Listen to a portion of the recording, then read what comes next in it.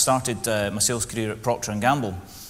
Procter & Gamble is very famous for being a sales organisation and a marketing organisation, but actually when they launched products it didn't work. Sales and marketing had their own KPIs, had their own targets, etc. And so they actually decided that we're going to, before the launch of a big product, get everyone together and have a great night out. And the night out ended with sales and marketing actually having a punch-up in the bar. So the chief exec at the time, Martha Mila de Lumbra, said, that's it, we're stopping this now. We're actually going to have not a sales and marketing department, we're actually going to have a sales and marketing department, which they called the S&M department. Yeah, Americans didn't get that. So there I was, an S&M practitioner. Actually said that on some of the business cards. Working in the sales and marketing department, and they said the very first product we want you to launch is a new shampoo. And it was Pantene shampoo. So that was the first thing I actually worked on at Procter & Gamble, was the sales and marketing department launch of Pantene shampoo.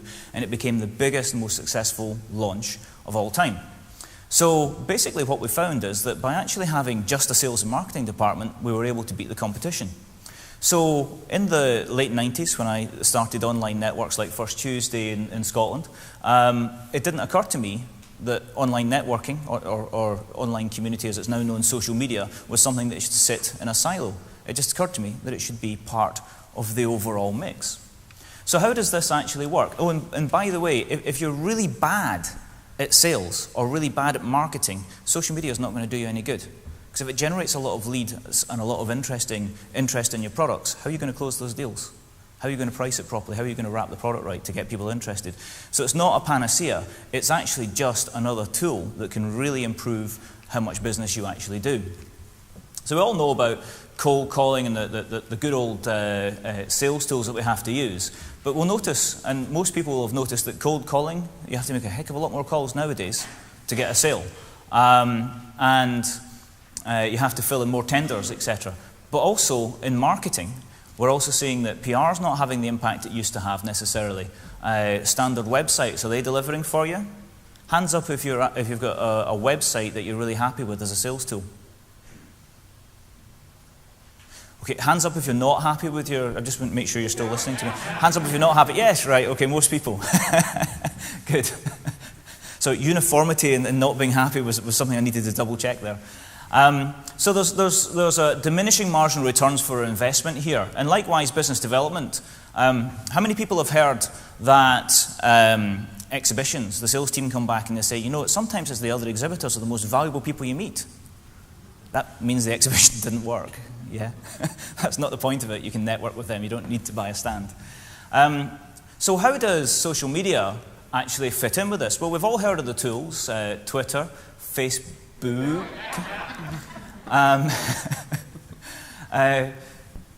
LinkedIn, which I think is the one that most people in business will actually be using.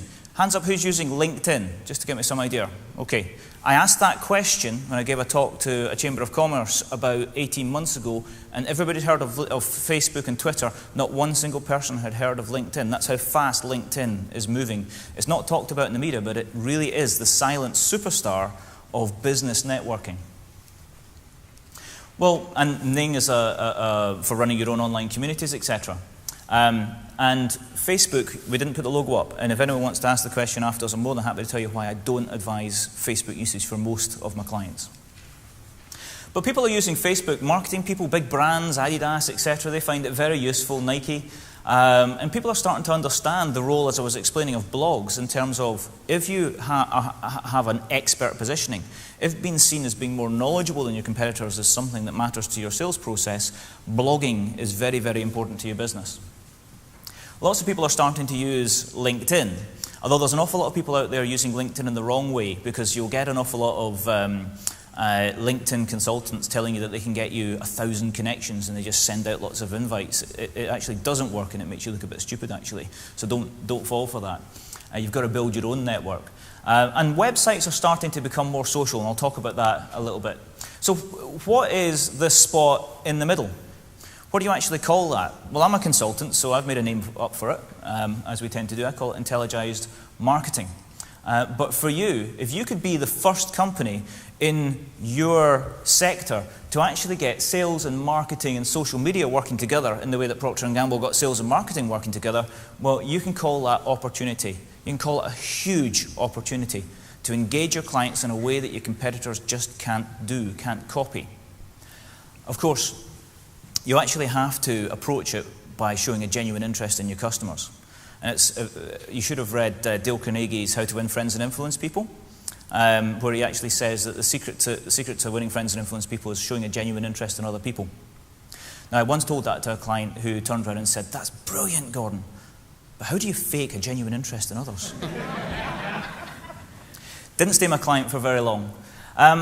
Okay, so it's an opportunity, and you may have heard how Dell have sold £5-6 million worth of computers on Twitter, etc., but they're not working in that space. They're not working in that fantastic converged sales, marketing, and social media space. They're doing well on Twitter. There is a huge opportunity, and it will turn into a gold rush. And I'm a little bit worried, just as we were hearing before, Scotland's behind in e-commerce. We've got to make sure we don't, as an economy, fall behind in use of social media or in use of social media marketing, because social media is one thing, social media marketing is something completely different.